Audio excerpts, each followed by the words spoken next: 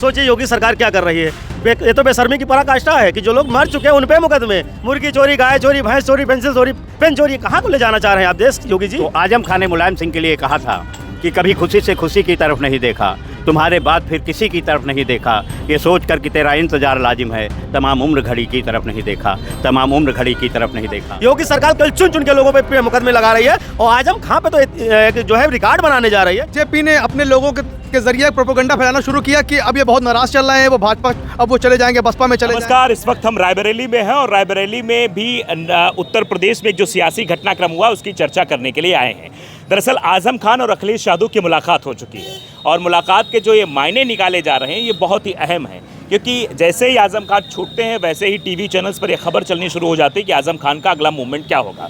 आजम खान कोई नई राजनीतिक पार्टी बनाएंगे या फिर बसपा के साथ जाएंगे, तमाम तरीके की अटकलें थी, लेकिन अखिलेश यादव से मुलाकात के बाद अब उन अटकलों पर शायद ही विराम लग जाएगा। रायबरेली में हम खड़े हैं क्योंकि रायबरेली की सियासत सबसे ज़्यादा महत्वपूर्ण होती है, गांधी परिवार की सियासत भी यहीं से शुरू हुई है, तो यही बातचीत करेंगे लोगों से। आम लोग भी हैं, कुछ अधिवक्ता समाज के लोग भी, उनसे भी बातचीत करेंगे। भाई क्या लगता है, पहले तो कहा जा रहा था कि आजम खान साहब बसपा में जाएंगे, अब तो आजम खान और अखिलेश यादव की मुलाकात हो गई। ये कौन कह रहा था कि आजम खान साहब बसपा में जाएंगे? ये आजम खान साहब जब जेल से छूटे तो बीजेपी ने अपने लोगों के जरिए प्रोपेगेंडा फैलाना शुरू किया कि अब ये बहुत नाराज चल रहे हैं, वो भाजपा अब वो चले जाएंगे, बसपा में चले जाएंगे या कहीं भी चले जाएंगे। आजम खान साहब ने समय समय पे लोगों को बताया कि मैं इतना हल्का नहीं हूँ और कई से इशारे दिए कि मैं ऐसा नहीं हूँ कि कुछ चंद कहा कि अपने कहते हैं मुकदमों में समझौता कर लिया। उन्होंने कहा अगर मुझे समझौता करना होता तो मैं बहुत पहले कर लिया होता। ये भाजपा की पूरी सरकार केंद्र की और राज्य की पूरी ताकत लगा दी और घुटनों पे आ गई, पर आजम खान साहब को झुका नहीं पाई। और आजम खान साहब ने हर बार कहा है, क्योंकि आजम खान साहब ने नेताजी के साथ मिल करके जिस बगिया को तैयार किया है, जो बगिया इतनी तेज़ी के साथ फल फूल रही है, आज वो उत्तर प्रदेश से निकल करके देश की तरफ बढ़ रही है। आज समाजवादी पार्टी उत्तर प्रदेश में नंबर 1 की पार्टी है, वो पार्टी जिसको आजम खान साहब ने अपने खूनों से सींच करके तैयार किया था। हम जैसे कार्यकर्ताओं जैसे नेताओं को तैयार किया, इस जो बगिया तैयार किया उसके माली हैं आजम खान साहब। माली कहीं अपनी बगिया को छोड़ के जाएगा? ये तो सिर्फ बीजेपी वालों का एक प्रोपेगेंडा था कि ये इस तरह डिस्टर्ब करने का काम कर रहे थे। आज जो हुआ, आज आपने देखा कि आजम खान साहब किस तरह से और हमारे नेता, हमारे महबूब नेता अखिलेश यादव जी ने सारे प्रोटोकॉल को तोड़ करके जैसे अपनों के साथ मिला जाता है, अपने घर जाया जाता है, कोई सिक्योरिटी नहीं, कुछ नहीं, अकेले जा कर के 1 घंटा बैठ करके ये सिर्फ चर्चा दिखाई। और ये पूरे हिंदुस्तान ने, पूरे दुनिया ने देखा कि आजम खान साहब का क्या कद है समाजवादी पार्टी में और अखिलेश यादव जी के नज़र में उनकी क्या अहमियत है, आज उन्होंने दिखाया है। और पूरी ये लगता है कि अब जाएंगे नहीं आजम खान कहीं, ये अब नहीं है, तभी भी नहीं जाने वाले थे।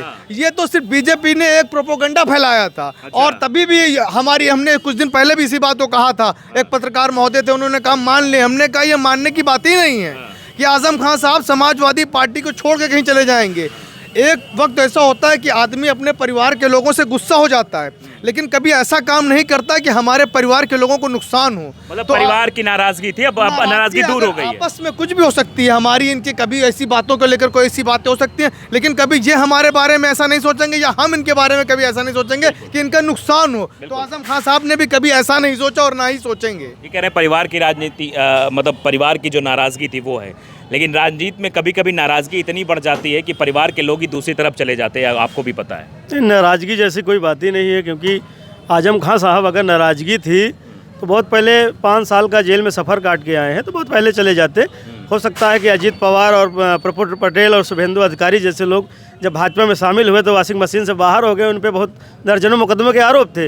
114 मुकदमे आजम खान साहब पे लगे हैं और अब्दुल्ला आजम खां पे लगे हुए हैं, उनके बहनोई पे लगे हुए हैं, उनकी बूढ़ी माँ जो कब्र पे चली गई है उस पर भी मुकदमे लगे हुए हैं। सोचिए योगी सरकार क्या कर रही है।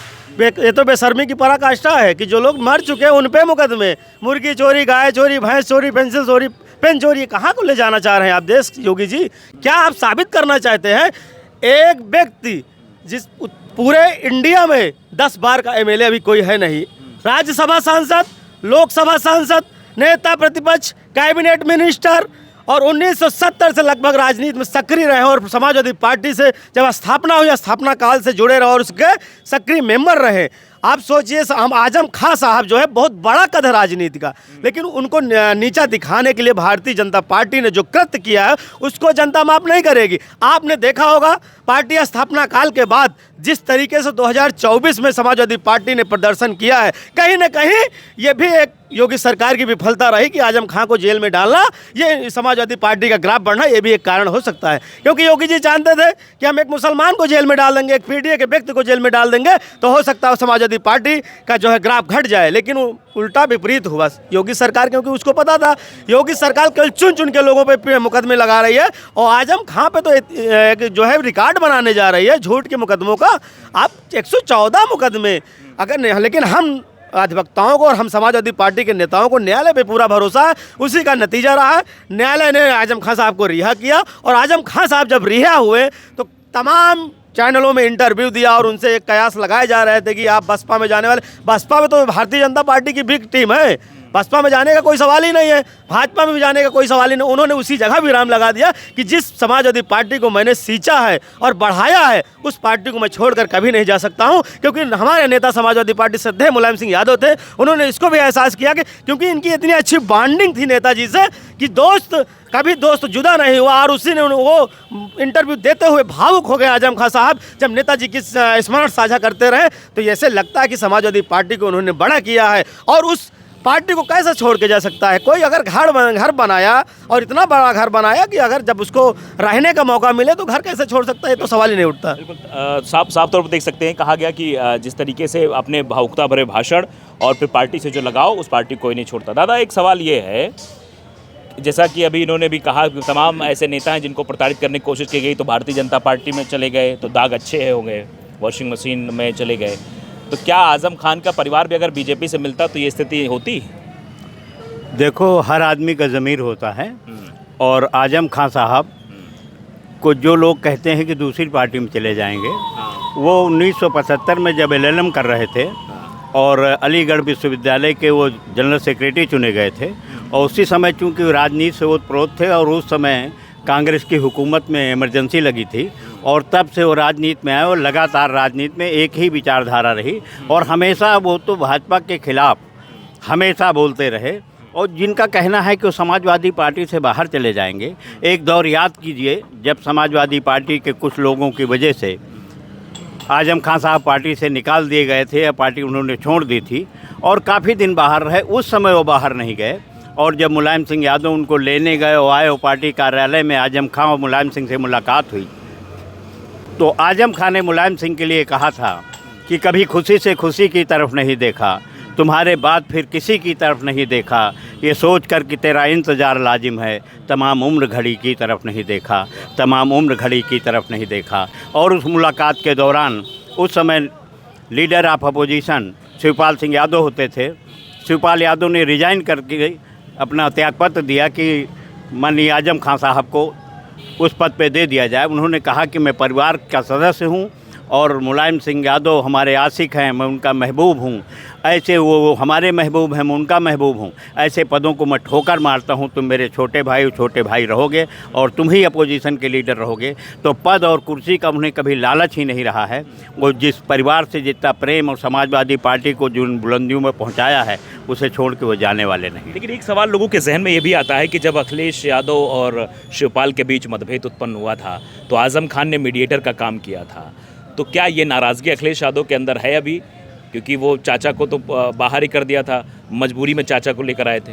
ये कोई विवाद था ही नहीं, ये चश्मे का कसूर था, कोई विवाद नहीं था। आप सोचिए कि मुलायम सिंह यादव चुनाव आयोग में जाते हैं और जो उनके खुद का शपथ पत्र नहीं दाखिल करते हैं, इससे साफ जाहिर है कि कोई विवाद नहीं था। ये कि आगे चल करके भविष्य में कोई अखिलेश यादव से पार्टी का चुनाव चिन्ह न छीन ले, तमाम ताकतें उस समय थीं जब आजम खान लोग बाहर किए जा सकते हैं, तो पता नहीं कौन सी ताकतें पार्टी को तोड़ दें। इसलिए उन्होंने अपने रहते ही अखिलेश यादव जी को उत्तर प्रदेश का मुख्यमंत्री बनाया और पार्टी का राष्ट्रीय अध्यक्ष बनाया और सारे बुजुर्ग नेता जितने भी लोग थे वो साथ थे इनके साथ, चाहे किरण मनंदा रहे हों, चाहे आजम खान साहब रहे हों, सारे के सारे लोग साथ रहे। अच्छा, क्या अब नहीं जाएंगे आजम खान कहीं? क्योंकि जो चर्चाएं थी कि आजम खान बसपा में जा सकते हैं, अब कहीं जाएंगे? गोदी मीडिया की चर्चा है, गोदी मीडिया की चर्चा है। ये कोई ऐसी चर्चा नहीं है, फैलाव की चर्चा है। अफवाहें जो हैं उनकी तरफ से फैलाई जाती हैं। भाजपा के लोग जो कमज़ोर लोग हैं किसी तरह अफवाहों के जरिए ही वो राज कर रहे हैं। उनका खुद का तो कोई मतलब है नहीं, जो बातें मैं कह चुका हूँ उनको दोहराने का कोई मतलब नहीं है। देखिए, साफ तौर पर अफवाहों की बात थी। और भी अधिवक्ता साथी हैं, आगे आ जाइए। क्या लगता है आपको आज़म खान और अखिलेश की मुलाकात के बाद कुछ बदलाव आएगा उत्तर प्रदेश की सियासत में? बिल्कुल आना भी चाहिए, और जिस इंतज़ार के साथ ये जनता भी इंतज़ार कर रही है कि आप दोनों लोग मिलकर के, और ये जो तमाम प्रकार के भाजपा सरकार भ्रष्टाचार मचाए हुए लोगों के जो आशाओं पर खरी नहीं उतरी है, उनका जो है विश्वास जीतकर ये लोग आगे अच्छा काम करेंगे, ये जनता का विश्वास है। तो आज़म खान अब कहीं जाए आएंगे तो नहीं, जो चर्चा थी कि इतना संघर्ष झेलने के बाद अगर वो कुछ जाने का होता तो वो कहते पहले भी, लेकिन जाने का कहीं जो है आज तक उन्होंने जिक्र नहीं किया, और संघर्ष लगातार वो करते रहे अपनी बातों का। कहीं भी वो जो जिस पार्टी से वो बिलोंग करते हैं उस पार्टी को स्वयं उन्होंने अपने संघर्ष और खून पसीने से सींचा है, तो जाने का तो सवाल ही नहीं। बिल्कुल साफ तौर पर, क्योंकि समाजवादी पार्टी में बड़े कैडर के नेताओं में आज़म खान का नाम शुमार होता था। देखिए, और भी साथी हमारे साथ, इनसे बातचीत करते हैं। क्या लगता है कि एक बड़ा नेता, उसके ऊपर इतने मुकदमे, इतनी जलालत और आँख से टपका आंसू, ये साफ तौर पर बयां करता है कि आज़म खान को पीड़ा कितनी ज़्यादा थी।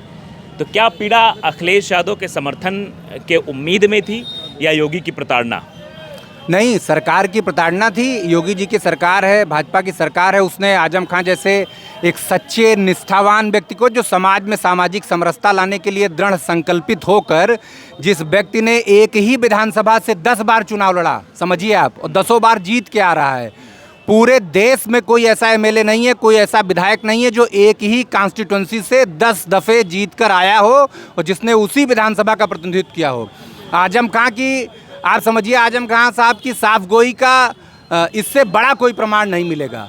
उनके अंदर दुख था, कष्ट था इस बात का कि एक ईमानदारी से रहने वाले व्यक्ति को सरकार इस तरह से अपनी तानाशाहियत से परेशान कर रही थी, हैरान कर रही थी। उस चीज़ का कष्ट था उनके अंदर, कष्ट था, वही आंखों से झलक रहा था। लेकिन जो चर्चाएं चल रही थी कि बसपा में जा सकते हैं या अपनी नई पार्टी बना सकते हैं, क्योंकि वो रिस्पांस नहीं मिल रहा था, तमाम तरीके की बातें जो है लोग कर रहे हैं। नहीं, ऐसा कुछ नहीं था, ये केवल दुष्प्रचार था। भारतीय जनता पार्टी के द्वारा उनके अपने जो लोग हैं, दुष्प्रचार फैलाने की जो उनकी टीम है, उसके द्वारा इस तरह के भ्रामक प्रचार जो है आम जनमानस के बीच में किए जा रहे थे। आजम खान साहब समाजवादी पार्टी के संस्थापक सदस्य रहे, उन्होंने खून पसीने से पार्टी को सींचा है, और जो व्यक्ति किसी घर को बनाता है वो उस घर को छोड़ के नहीं जाता है ना। उन्होंने कहा भी कि वो जाएंगे तो समाजवादी पार्टी के ही झंडे डंडे के साथ जाएंगे, उन्होंने इस चीज़ को कहा है। मतलब ये स्पष्ट हो गया है कि समाजवादी पार्टी को की सींचा है, एक बनाया है, बिल्डअप किया है पार्टी को, तो वो कहीं और नहीं जाएंगे। और भी देखिए, आम जनमानस हमारे साथ हैं। क्या लगता है भाई, आप कैसे देखते हैं इसको? अगर पॉलिटिकल नज़रिए से देखें, अखिलेश और आज़म की मुलाकात हुई, जेल से बाहर आने के बाद पहली बार अखिलेश और आज़म एक साथ बैठकर कमरे में बातचीत की है। देखिए, वो उन्होंने पार्टी को बनाया है, अपने खून लहू से सींचा है, वो इतनी जल्दी तो पार्टी छोड़ के जाने वाले नहीं। ये हम आप जनता चाहे जो बता दे, या विरोधी सरकार जो बताना चाहे बता दे, और चाहे हम हो चाहे आप हो, जो जिस पेड़ को लगाते हैं उसको कोई दूसरा अगर वो करे तो अच्छा नहीं लगेगा।